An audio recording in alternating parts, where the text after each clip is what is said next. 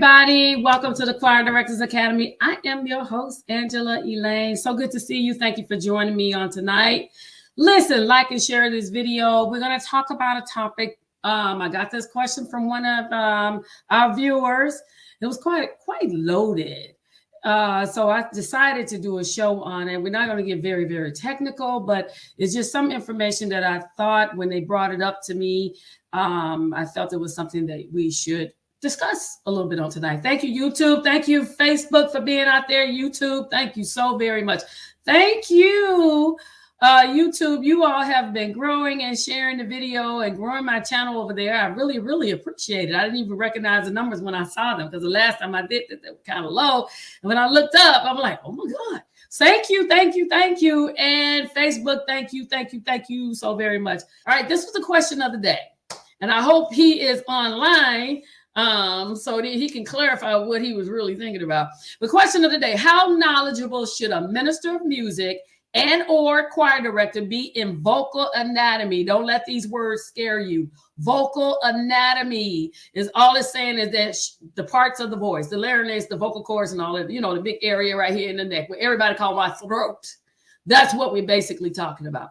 How knowledgeable should a person be in vocal anatomy as it relates to song selection? So we're talking register, tessitura, vocal agility, and phrasing. It sounds like a whole lot, but it's really not, because I'm going to break it down into regular terms so that everybody can get it. Okay, we're gonna break it all the way down, very, very simple. So when you walk away, you won't feel like you've been in a music theory class. I'm not trying to do it to that level, but I do want you to have some kind of idea, because it will help, even if your choir is singing in unison. You know, some people are not able to really teach harmonies as good as they want to. So a lot of the songs they sing, what's a good one?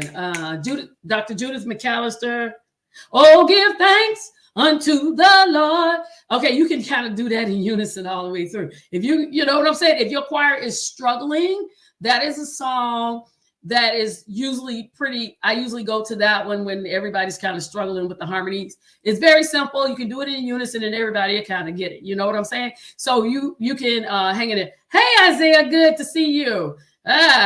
Stay close.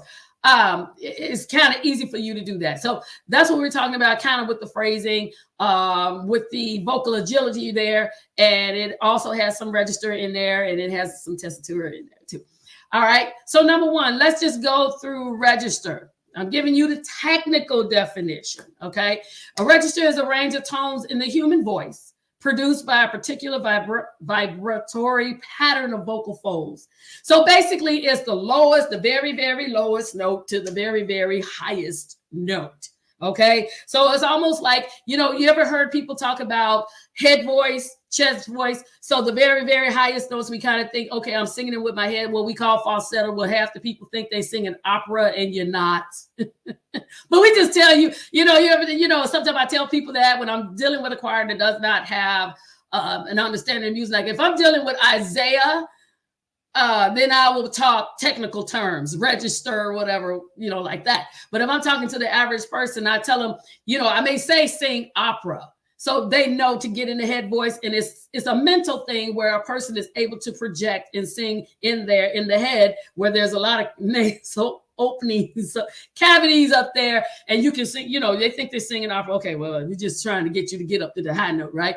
And the very, very low one, which is down in the chest, where you hear people say sing from your diaphragm, is more, it's a deep, more colorful type sound, very full, very oceanic, if you will, a very deep, dark tone.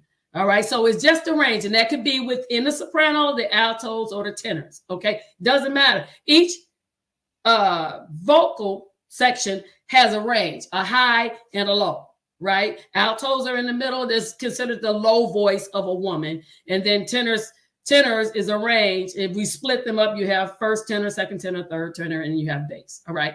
Third tenor and bass are kind of in the same area. All right. So it's very, very simple. I'm trying to keep it very simple so that you all can kind of follow me. And then when I get to the recommendations, you'll kind of understand why I'm mentioning this. Okay. So everybody with me, if you have any questions, please put them in the chat, and then I will help you out. All right. Tessitura is how it works. Okay. And Isaiah, you can correct me. Is the range within most notes of a vocal part fall or the most used notes in a range. I.e., let's go back to Oh Give Thanks. If you listen when I say there, I'm not going very far. Oh, give thanks unto the Lord, for he is good. Yes, he is good. If you listen to me, all of those notes stayed in this particular range. I think I may have done maybe 4 or 5 half notes, but they're all still in that range. All right. So that is what tessitura is. The notes that we sing the most in a particular range. You need to know that when you're singing a song and when you're picking your songs. That's all that is. So don't get, all bothered like, oh my God. No, that's what it is. It's just the notes that we sing that are common within a particular range or within a particular voice, whether you're soprano, alto, or tenor. Every song that we sing, the notes, they generally stay in the same area, which is why it's so comfortable for us to sing in certain songs in certain groups, right? If they take the song and they invert it once, and then where the sopranos are singing, second sopranos are singing first, altos are singing soprano, tenors are singing alto, then, you hear the strain. It's all psychological. Honestly, to me, it's just psychological. Even when I struggle to sing a song at a particular pitch, it's really psychological. If you sit there and say, well, I can't sing this. A lot of times we can sing well beyond what we're doing. Right. I generally tell people if they're struggling to sing a note and I know their background, I tell them, say, just aim for the note higher than where you're trying to go. If you kind of visualize this is your note, aim to sing higher, you'll land on the note it never fails. They land on the note all the time. And I just let them, just trying to get through here. I let them sing with that type of understanding, because even myself, sometimes the average person, except somebody that's been trained and have a trained ear, I find that the average person, generally their pitch is generally 2 half steps below where they think they're singing. You may think you're singing C. If I tell anybody, sing the note of C, middle C, chances are they're going to be 2 half steps below. They're going to sing A. They're going to sing about A, B flat, or A. Generally, they do. I don't know what it is, but generally they do. So I tell people, aim higher than the note that you're trying to reach. This is what you hear. Aim higher. And like I say, 10 times out of 10, they're going to land on the correct note. All right. So don't get all bothered with the technical terms. That's what it is. The range of notes that you sing most commonly. We do that with congregational songs. How many songs do we know that we sing, just plain old congregational songs? You got 10, 20 songs with the same note range. That's all it is. All right. That's all it is. And then if we go down to vocal agility, this is very simple. The ability to change pitches and sounds quickly and easily. Daryl Coley was a master at that. He could go from low to high. He just jumped. This is a person that can just sing, from 1 up to the high and don't even think about it. They just do that. And, a lot of people can do it within their vocal range. And then some people can jump from, hey, Scylla, they can jump from tenor all the way to soprano and back down to tenor. Don't even miss a beat. There are people that can do that. And you know what? Just to let you know, you can't be trained to do that. You can do it. You just need to be trained. I mean, I can jump from alto to soprano and come back down to my part. My sister is a tenor, but she can hit those high notes like a soprano and come right back down to tenor and not miss a beat. Training, you can do whatever you choose to do, right? So that is vocal agility, just being able to sing whatever note that come to your mind. All right. And then we got vocal phrasing. It's how we sing the words in the time or the rhythm of a song. Sometimes, I don't know if you ever heard it. I can hear it and it's an irritation to me. And I try to be patient with people when they do it. When you got people who sing in a whiplash form, there always is like a 2-second delay behind the singing. We're all on the neck, and it's like a whiplash effect. Vocal phrasing is everybody singing at the right time. Everybody's breathing at the right time. Everybody's enunciation or pronunciation or enunciation, whichever one you want to use, is at the same time. There's no delay. You may say, well, it doesn't matter, but when a choir is singing and people are breathing at different times, you can hear it. A trained ear can hear it. Even someone that is not as trained, if they're really listening, they can tell that everybody is breathing on their own accord. There's no syncing in the notes. There's no syncing in the rhythm. And I'm not talking so much just the movement and the clapping. I'm talking strictly singing. That people, there's like, it's like an echo almost in the singing. I mean, it's good if you're planning that, but what you're trying to do is train everybody to move at one, just like the Army. When you get in basic training, they teach you, everybody's got their own idea of what the Army is like. But by the time you go through basic training, you got everybody moving alike. You got everybody marching, head turning, everybody's in sync, moving as one. That is I find that in church choirs. Hey, that's another master at this. Chris Ann Moore, another master. Her choir just did a recording. And I heard them Sunday singing at Pastor DeAndre Patterson's birthday celebration. On point. I mean, the diction, the vocal arrangements, the breathing, everything was just on point. And in order for your choir to get there, you have to have some knowledge of it. Don't be afraid to study, everyone. That's the only way. You can't find everything. A person can't tell you everything. They'll point you in the right direction. But you have to take the time to study it. And it's not hard at all. It's not hard at all. Just listen, go to YouTube University for something, but I would encourage you to take some kind of class or some kind of theory so that you become familiar with it. It's not hard, everybody. And I'm trying not to get too deep because I don't want you to panic and be like, I can't do this. Yes, you can. Yes, you can. But vocal phrasing is just everybody singing at the same time, everybody breathing at the same time. The diction is right. Whatever part that you're trying to enunciate or accent, let me say accent for those of you, okay? Like, you ever seen people, they say, all right? Whatever that, everybody's doing it at the same time. You're adding emotion to it. Whatever you're doing, the phrasing of a song, giving it tension, giving emotion. You can sing a song flat. And it's like, you sound good, but there's nothing going on. You're not reaching anybody. If anything, you're lulling people to sleep.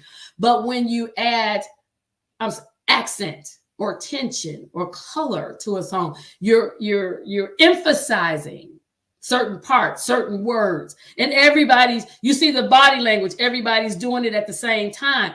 And it gives color to the song, right? It adds flavor, if you will, to the song. And that's all you're doing with vocal phrasing. Okay. I'm just trying to break it down.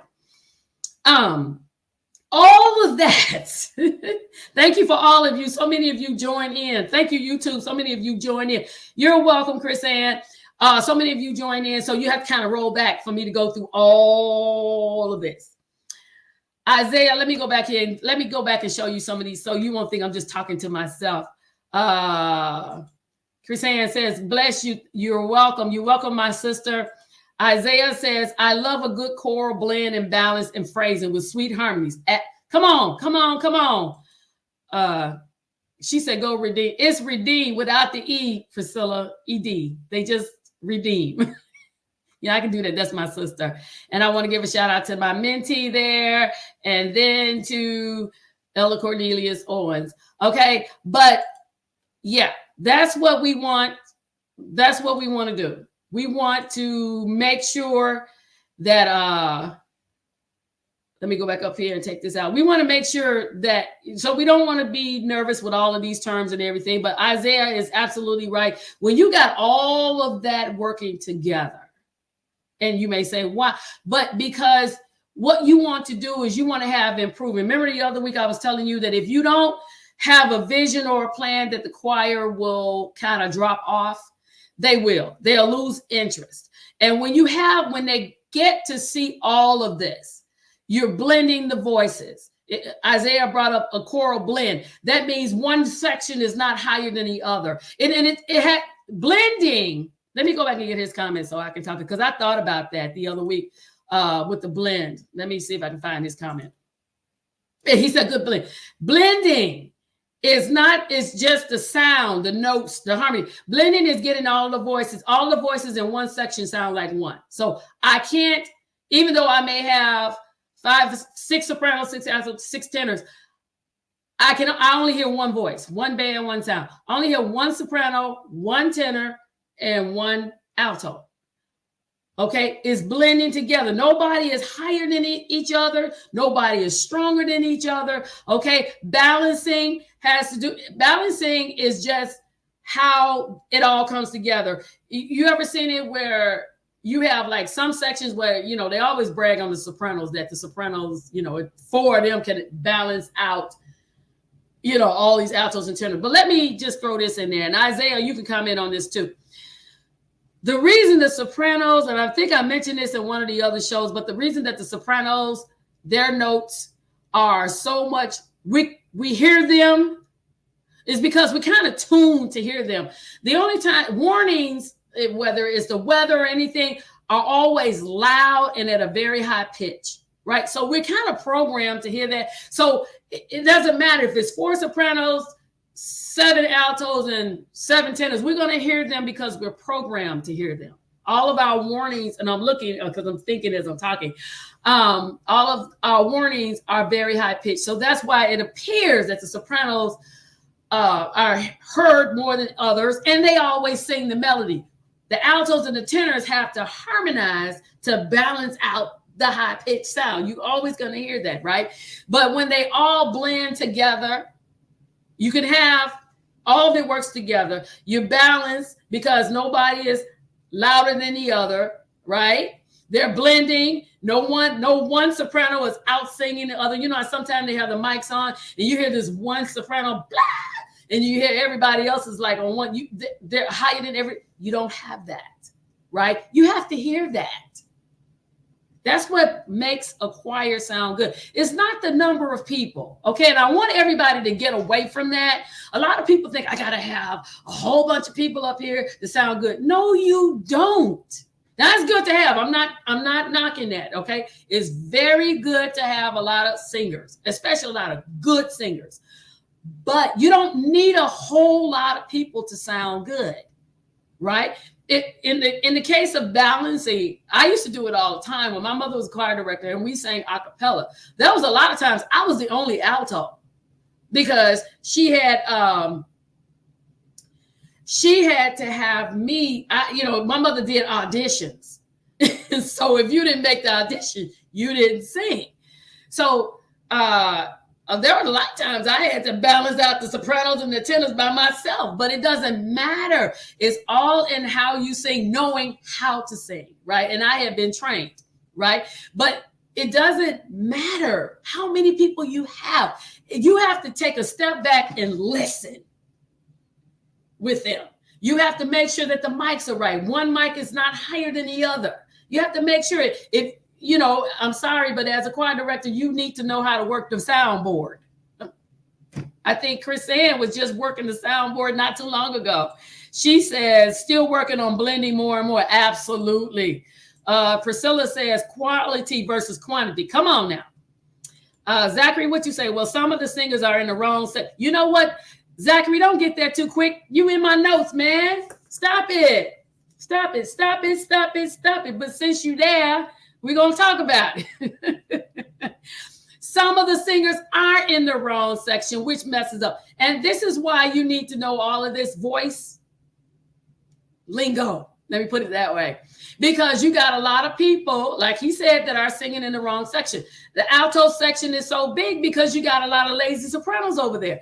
And let me tell you, this is one thing I noticed. If you have them singing, like you just audition them, and you have a soprano and you give them an alto note and you see them going, they got to like stretch and got to get real deep, you automatically know that's a soprano. Because an alto doesn't have to do all of that. She's singing the lowest frequency anyway, so she can just let it out. You have that all the time. It's your job as the director. If you know these little simple terms that I explained before in layman's terms, then you will know when somebody's in the wrong section. You want to make sure everybody is singing. They're in their vocal range and not telling you, oh, I'm a soprano. And you see them screeching and doing all stretching the neck and just making all kinds of faces. No, dear. No, honey, you need to come over here. And you probably got somebody over here that should be in the soprano section. Now, let's be honest. All of us have those choir singers that are ambidextrous. They can sing soprano, alto, or tenor. Tenor. It's been a long work day. Tenor. Look, my hat's off to you. Every choir needs about 3 or 4 of those. Just in case somebody doesn't show up, you got somebody that can swing either way. Wherever you put them, they're good. Right? Every choir, I pray every choir has at least 2 people. You can do that too. And if you got 3 or 4, you're blessed. All right? But that happens as well. And what we want to do is make sure that we have all of our people in the right section, singing in the right range. Isaiah, here he comes, Mr. Technical. What you say? Frequency ranges, acoustic resonance of the various sections. But he's saying the elevated of what I just said. Like I said, I got somebody on here that got a master's degree in music. And Chris Ann has a bachelor's. So if I'm saying, I have to keep it soft and low, Isaiah. All right? But yeah, frequencies and ranges. In other words, whether they're soprano, alto, the range of a soprano, the range of an alto, the range of the tenor. You need to know that, and you need to be able to identify that. Try them out, have a little section, have a little audition, watch their body lingo while they're singing. All right, dead giveaway. You see somebody running out of breath, they probably, besides, ate the wrong thing. Remember we went through that a few weeks ago. Make sure you eat the right food.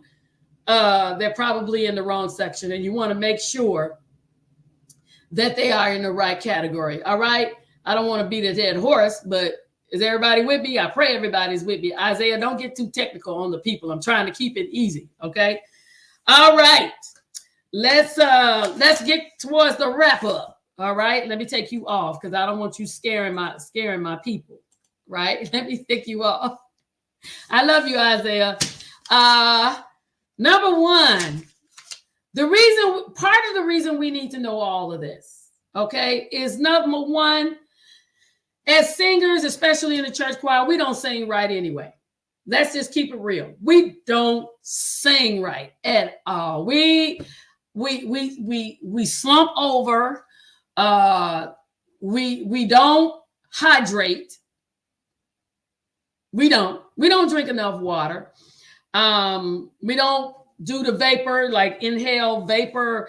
Some people have what is it called, a vocal nebulizer, where they do that. It actually helps. I do kind of like the steam, just kind of, because what you need to do to keep damage from getting in your throat, you have to be hydrated or moisturize your vocal cords. Most of the time, most people don't do that. They just get up and they don't even, Priscilla says they need to warm up. A lot of people don't even warm up.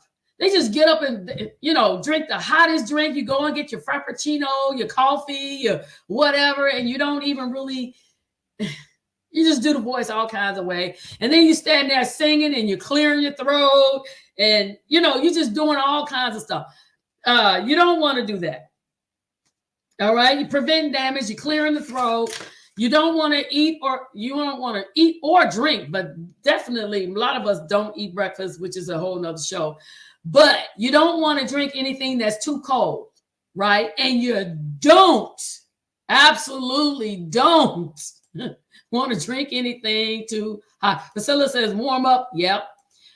Cornelia said, we don't do the voice right at all. And we suffer so much damage, right? We either drink something too hot and then you're burning and then you're getting up there trying to stick. And then what we do? Oh, y'all, everybody, I'm kind of hoarse. So y'all pray for me so I can do the rest. No, just do the right thing. Do the right thing. Okay. Clearing your throat. That is so... it's not good. Be clearing your throat. You're really doing damage to the vocal cords. We just treat them so bad, and then we want them to work when we want them to work, and then they don't work, and then we complain and blame it on the devil. No, a lot of this stuff is us, right? Cornelius, let me go and see what I see that you said something. What did he say? Singers, we must get yes, we do. That's another thing. Tacking on to preventing damage for your voice. We must get rest. We stay up. We stay up real late. And then, when we get out of these conventions that we're having, instead of going home, getting a bottle of water, going home, going to bed, what we do, we hit the nearest McDonald's. Amen, somebody. I'm talking about somebody, and she on here. Okay. And eating all the French fries and all that grease and all of that. We don't rest. And then we go to bed. You go home, you sit up for another 2 hours, and then you go to bed and you turn around and get up at 5 to go to work. You're not resting, even on weekends.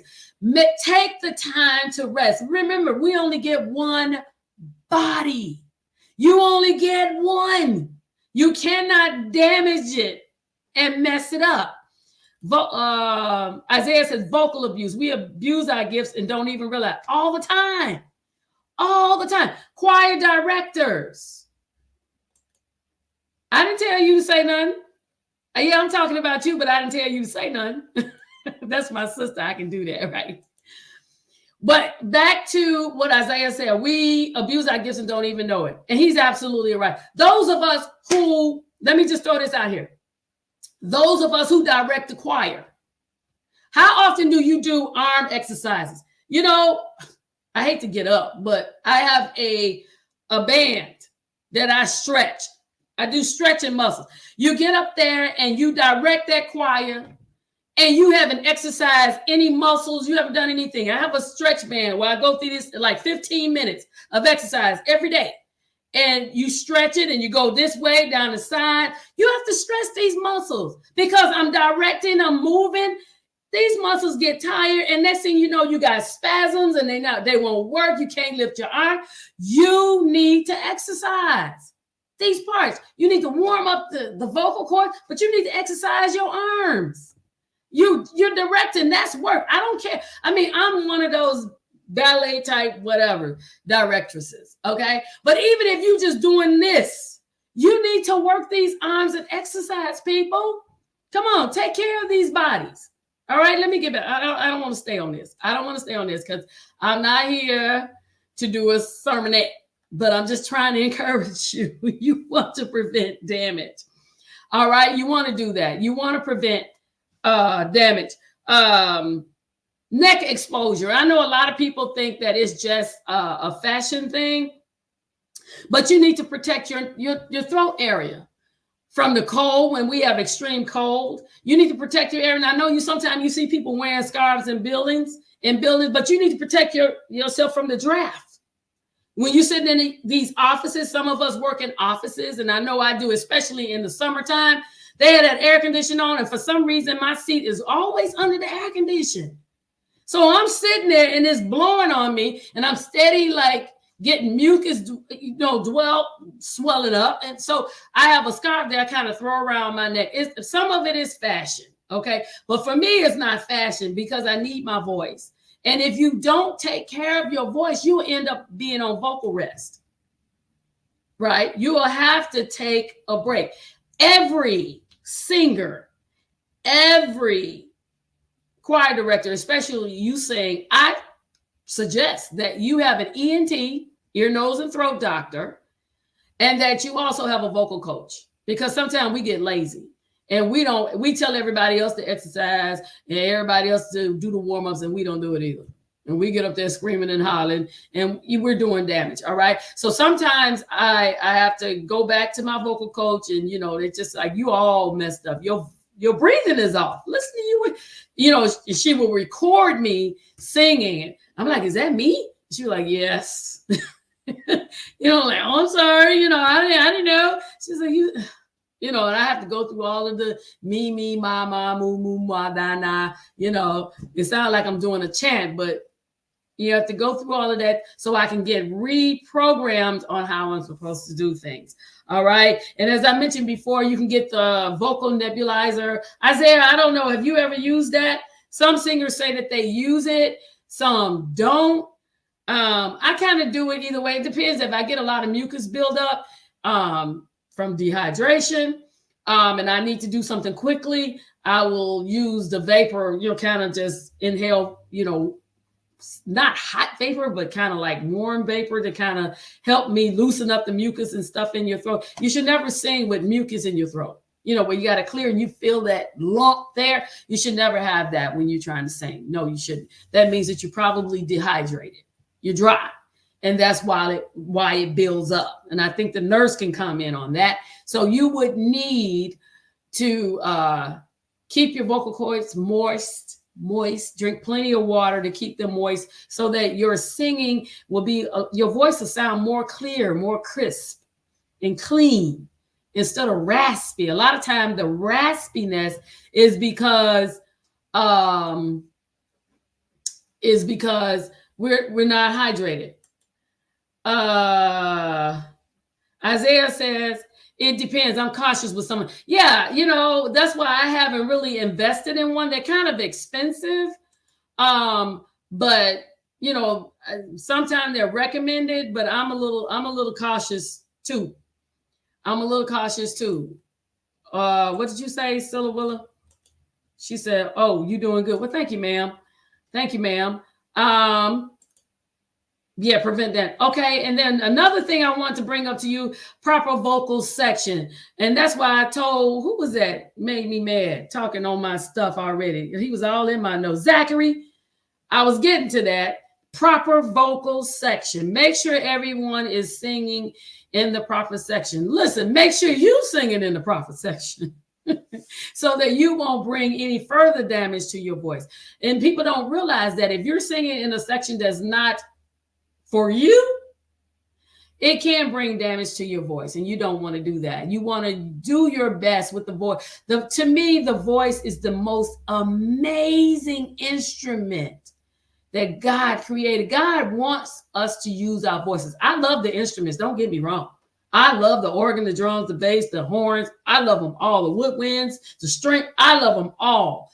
But the human voice is just something to hear. Everyone has a different voice texture, and I'm using that generically, but they have a different voice texture. And for all of those voices to blend and sound like one and just flow. And I mean, you hear you just hear the phrasing. You just hear everybody at the same breathing, at the same level, and it's all just flowing. It's just beautiful. Oh man, I'm getting all caught up in it. It's just getting a visual. Let me go. Vansha, what you said, as a tenor, I can't cheat no, Vansha. No, I heard you saying no. You stay where you belong. And then another reason this helps, and this is a part of that question. Isaiah, you gave me a loaded question. I'm gonna tell off on you. Proper song selection.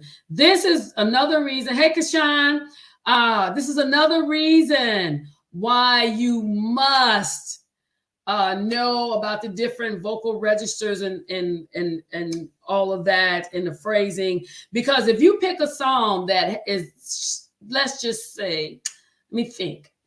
I'm just gonna say Ricky Dillard and New G, they got a song called God's Will Is What I Want.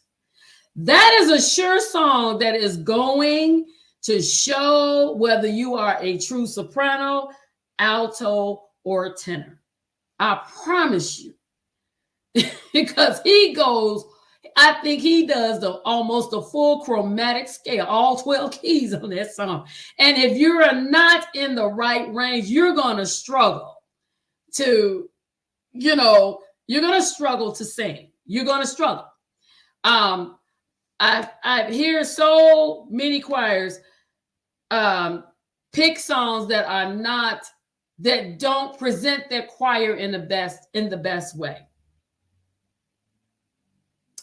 They don't present people in the best way. And we don't want to do that. What you want to do is sing a song that will, because let me say it this way. If you pick a song that is well beyond your group that you are managing at this time, you got plans to train them to get there, but at this time they're not there, you can discourage them because the song may be too difficult.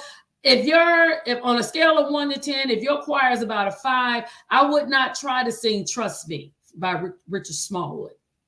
I wouldn't do it. I wouldn't, because to me, a song by Richard Smallwood with what he is more like an 8 or a 9. You really need to be versed and well trained, to me, for you to sing the song at the same level of perfection that they sing. And I'm not trying to down anybody. Understand what I'm saying, but I'm trying to, it's done in steps. If you have a choir, like I say, that's on a scale of about a 4 or 5, leave the 8s and the 9s alone.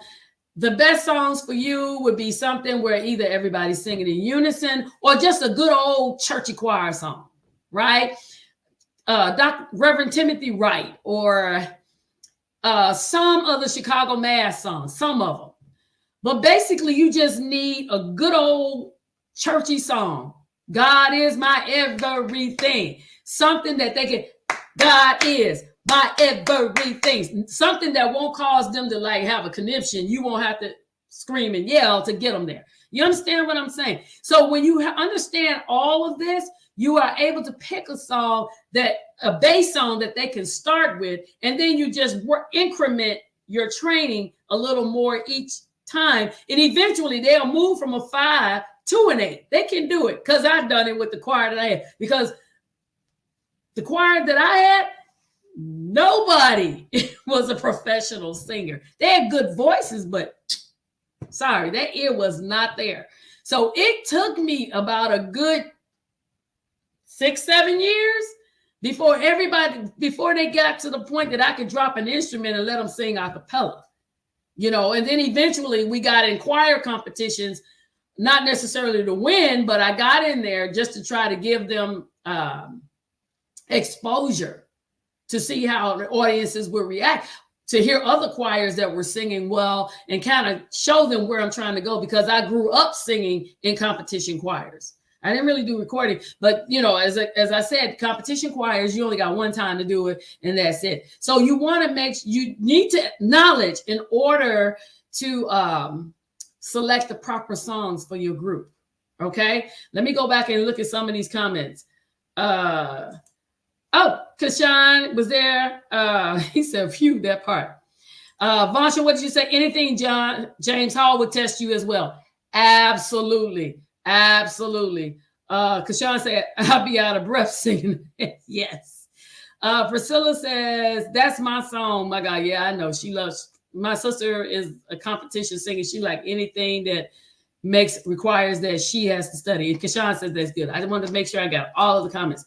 But yeah, you want to make sure that you're picking songs that your choir can sing easily. You got to build their confidence first. All right. But having the knowledge of all of those things that I spoke of above will help you choose songs that are proper. Okay. Is everybody still with me? All right. And my last one is, and it's kind of Isaiah kind of hit on it already. Knowledge of the voice is helpful in developing a well blended and balanced sound. All right. You don't want them to just hear the harmony. You want them to sound good. Right.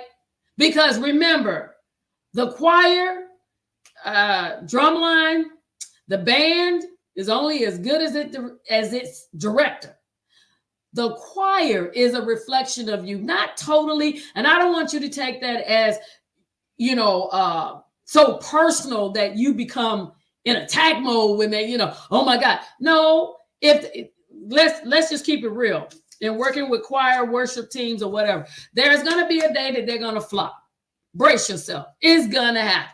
You're going to practice, and they're going to get up there and sound like I don't know what. Everybody's out of sync. Nobody's following. Harmonies are off. This one is flat. This one. You're going to have a bad day. It's going to happen. All right. And one time it's going to happen when you have a major performance. It's going to happen. So don't take it personal when they mess up, when they get confused. Somebody's not going to actually pay attention to what you're saying in regards to the voice and all of that. Don't get alarmed. Yes, the choir is a reflection of the director or directress. That's true. That's true. I'm not going to lie. But don't take it personal if it's every now and then. However, oh, come on, Ella Cornelius, you didn't got there. But the flop is not every Sunday. Now, there is a problem if it's happening every Sunday. Now, we got issues. If they flopping every Sunday, then yeah, that is a reflection on you. Okay. No joke. That is a reflection on you. Somewhere along the line, it's messing up.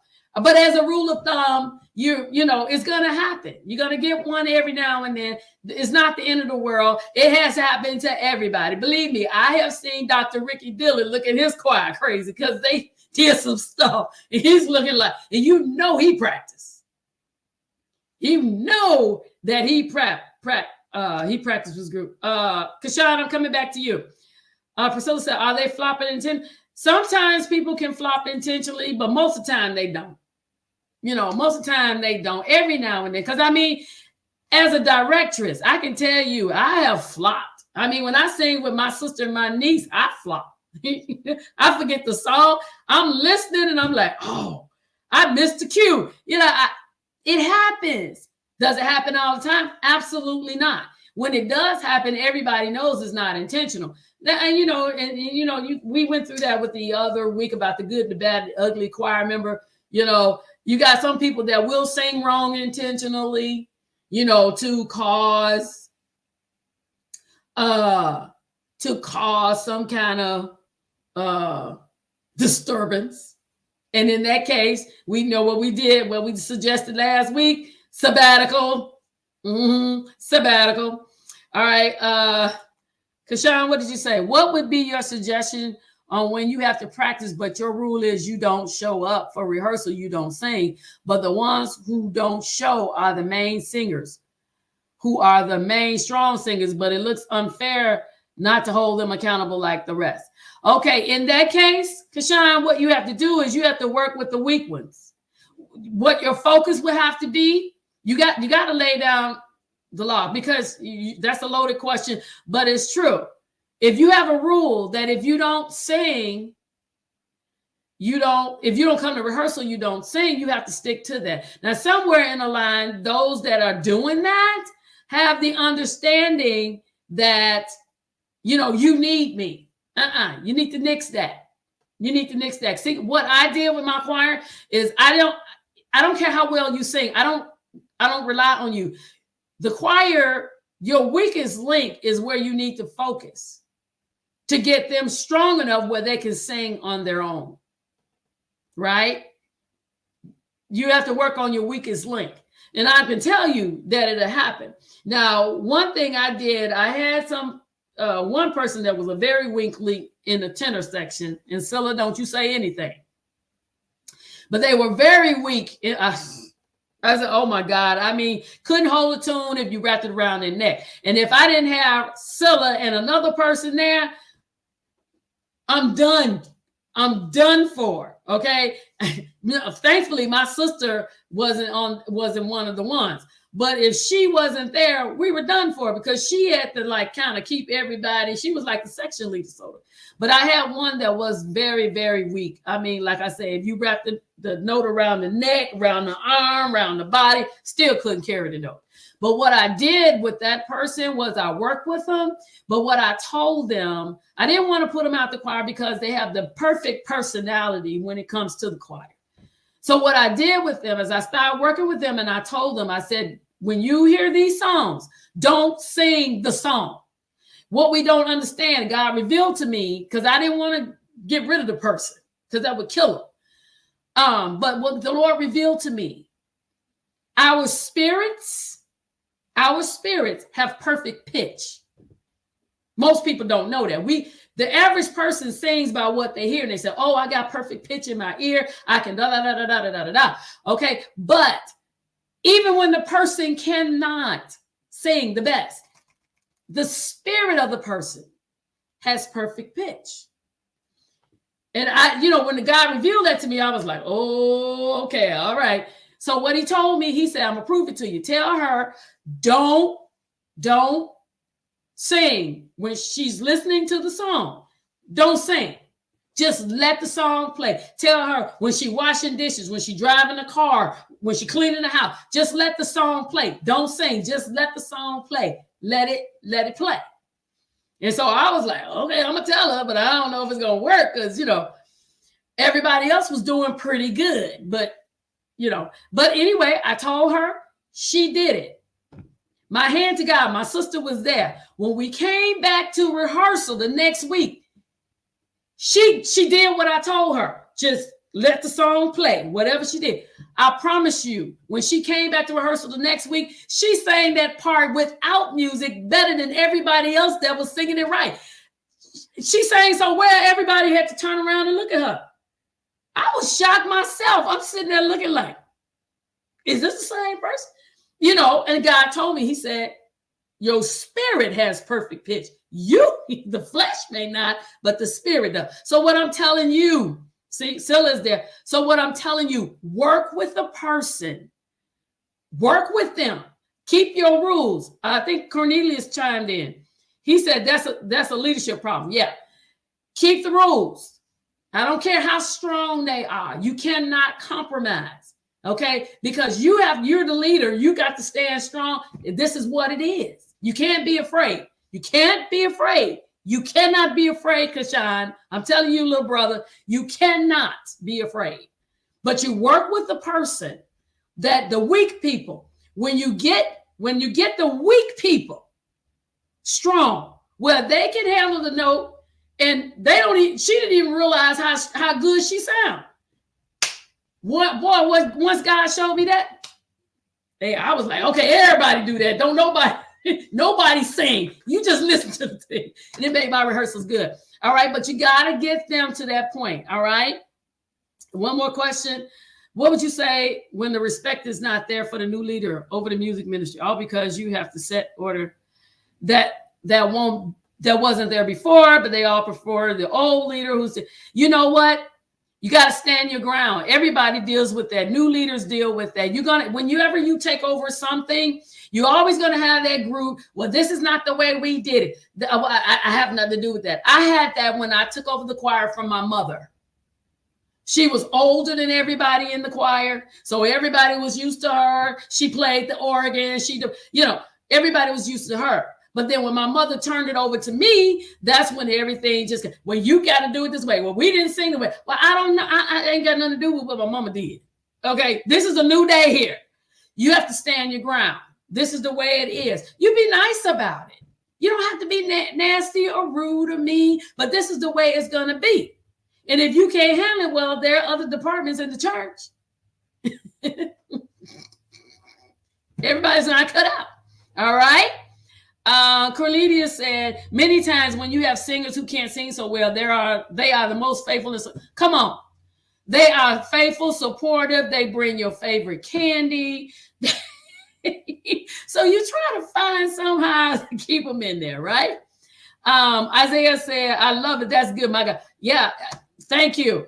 Hey, Pastor. He said, wow, speak a word, my sister. God bless. Thank you, Pastor. Kashan, he said, wow, I needed to hear that. Okay, good. I'm glad that helped. I'm glad to help you out. But honestly, that's what you have to do. All right. That's what you have to do. You have to stand your ground and you have to do the best that you can, but you cannot compromise. You cannot compromise with anybody. You have to stand your ground. This is the way it is. God has given me this vision, and this is the way we're going to do it. I'm nice to you. I would that you stay, but if you have to leave, bye-bye. I hate to sound like that, but you know what? The same principles that I use in corporate America in dealing with people that are getting paychecks, I have the same. I modified a little bit because, in church, we're all volunteers, but it's the same principle. I don't like foolishness. I don't like when people cause me issues and problems. If you got to cause me problems and issues, then I got to rotate you out. And I will not be sorry about it. I'll work with you a little bit, but when I see that you're just resistant to change, and Kashawn, you're going to have people that are resistant to change, but you gotta steady the course. However God gave you to manage that department, stay the course. Don't compromise, stay the course. Because every leader has to break gravity. I don't know any other way to say it. You got to break gravity. I don't care what department you step into. All right. Of course you don't go in there tearing up everything. No. The smart leader is not going to walk in there and tear up everything. You're going to kind of sit there. You got to come in and survey the land because, there's one view you have, and I got to quit, but there's one view you have when you are a subordinate, right? When you got a leader and you're down here, you have one view of things, right? But when you become the leader, boy, it's like, whoa, G-force. You see a whole lot. You're like, oh, you get panoramic. So as a subordinate, you got blinders on. I'm only worried about what they gave me to do, and that's it. But when you become a leader, panoramic. Boy, sometimes you get 360. You can see all around behind you, right? So it's a different view.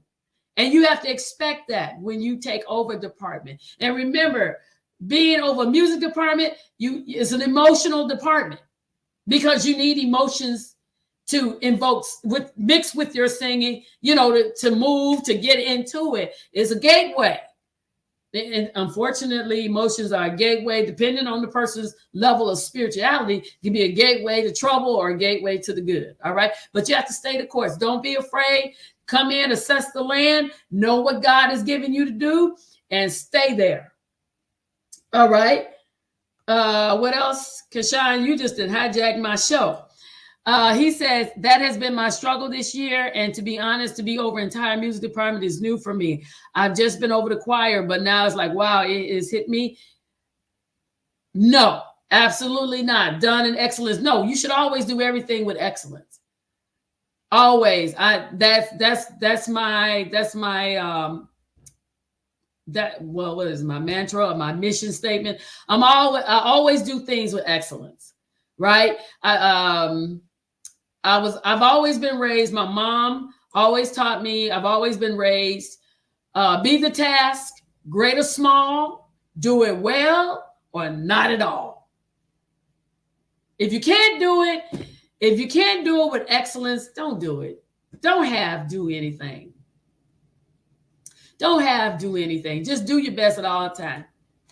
Oh, hey, Miss Sylvia. Hey, this is good wisdom for all types of departments within the church. Thank you. Thank you, Miss Sylvia Sykes. Oh, thank you. Kashawn, yeah, you know what? Okay, sure. Okay, but that's what we want to do. Kashawn has taken me all into management. Okay, Alan. Thank you, Alan. Amen. Thank you, Alan. Linda Woods, thank you so much. Thank you so much. Listen, Kashawn kind of hijacked my show and took me a whole nother way, but it's all good. But whatever department that you over, just stay the course. Just walk in there knowing you're going to have those that are going to stick with you. You got those that are unsure whether you're capable to do this. You're going to have those that are just resistant to change. Just expect that is always what in my field of being a controller, being a senior manager, being area level manager. That is one thing I always tell new managers that come in, just expect you're going to have that group that's going to stick with you no matter what. They just do the job. They don't care who the boss is. You got those that are going to be, I don't know, because they heard a few things. I don't know if you're capable. And then you got those that are just going to be resistant to change. And eventually they're going to rotate out. Don't even worry about them. They're going to rotate out. Just keep your eye on everything. Keep, keep them kind of close so you can see if they sabotaging, but don't get your hopes all wrapped up in them. Kind of stay calm and lay back a little bit. All right. And it's the same thing. Like I said, back to square one. Last week I told you, people are people. Everybody is not mature spiritually. So you're dealing with all kinds of people. The same thing on the job. Everybody's different. And that is what most of new department leaders struggle with, because you kind of walk in there thinking everybody's like you. No, they are not. They are not. So if you keep that in mind when you're walking in, it makes it a little easier. Just a little easier when you walk in and you kind of know what you're dealing with. Okay. But having the knowledge of the voice is helpful in developing a well-balanced sound. You want the choir to sound good, and you want to build up their confidence. The more you build up their confidence, the higher you'll be able to take them. And one day, next thing you'll look up your choir is a 9 or a 10. And you remember the days when they were a 4, a 5, and even a 1. On a scale of 1 to 10. It can happen. It happened to me before, and God blessed me. And the choir went all the way up from the bottom, all the way up to about a 9, to where we started winning competitions. So it can be done. It's a little effort. It's work. It cannot be done overnight. Training the choir to sing in their voices, to sing properly, to breathe properly at the same time is a time-consuming process. Some will get it quicker than others. Make sure you work with those weakest links. They're beautiful people. Feel free to use that tip that I did. But just don't give up. We just don't give up. Always press and encourage them. Encourage yourself. And you will be surprised at what you will accomplish with the group that God has given you. Linda Wood said, we serve an excellent God, so we should give him excellent praise. Exactly. We are created to worship him. He deserves our best. We want greatness from God, so he deserves incredible praise. Come on now. Don't start another show. Linda. Vansha said, never give up. Exactly. Never give up. I'm going to end this show because Linda just led me into something else, but I'm going to stop right here. Thank you all. Linda, what did you say? Try to put a strong singer next to a weak singer. Try to do that. Yeah, try to do that. But then also don't let that strong singer think you can't live without. We don't want to do that either. Excellent praise. Yes, I love that. Exactly. Hey, Michelle. Thank you, all of you all, for being with me on tonight. I certainly appreciate all of you, and the input has been fabulous. Thank you all so very much for hanging out with me on tonight. It's been a blast. Thank you, and I hope each of you have a wonderful evening, a wonderful weekend, and remember to warm up and hydrate. Give God your best. Excellence is the way to go. God bless all of you all, and peace.